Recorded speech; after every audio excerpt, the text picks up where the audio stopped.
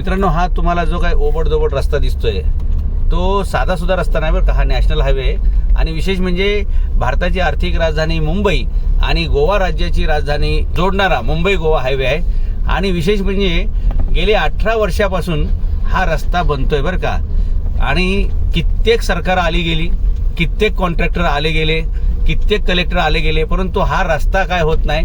नक्की या रस्त्याचं असं काय जागतिक कॅल्क्युलेशन आहे की 18 वर्षात सुद्धा हा रस्ता काही पूर्ण व्हायला मागत नाही।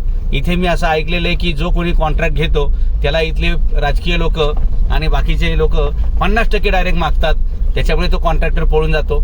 मग पुन्हा दुसरा कॉन्ट्रॅक्टर नेमला जातो, त्यालाही पैसे मागले जातात। असं करत करत म्हणजे रामाचा तरी वनवास 14 वर्षात संपला, पण मुंबई गोवा हायवे याचा वनवास काय गेले 18 वर्ष संपत नाहीये।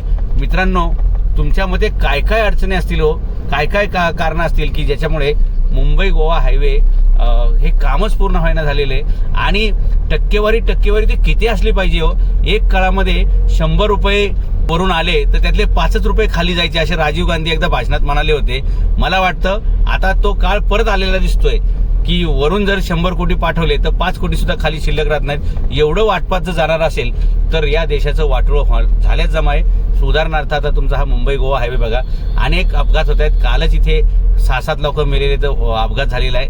आता मी रात्रीच्या वेळी चाललेलो आहे, रात्री म्हणजे मी रात्री 9-10 नंतर प्रवास करत नाही, संध्याकाळचे 6:30 वाजलेत। कारण मला महाराष्ट्रातल्या हायवेवरती अजिबात गॅरंटी नाही, म्हणून मी रात्रीचा प्रवास टाळतो, कारण रात्रीचेच अपघात होतात। तर 18 वर्षात हा रस्ता होत नाही म्हणजे याच्यात वाटप किती निधी होतंय।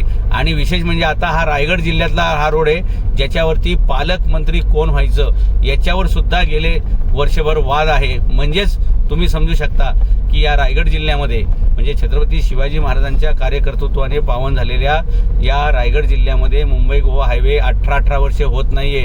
एवढं सगळं खराब वातावरण इथे तरी सुद्धा लोक त्याच लोकांना कसे निवडून देत असतील।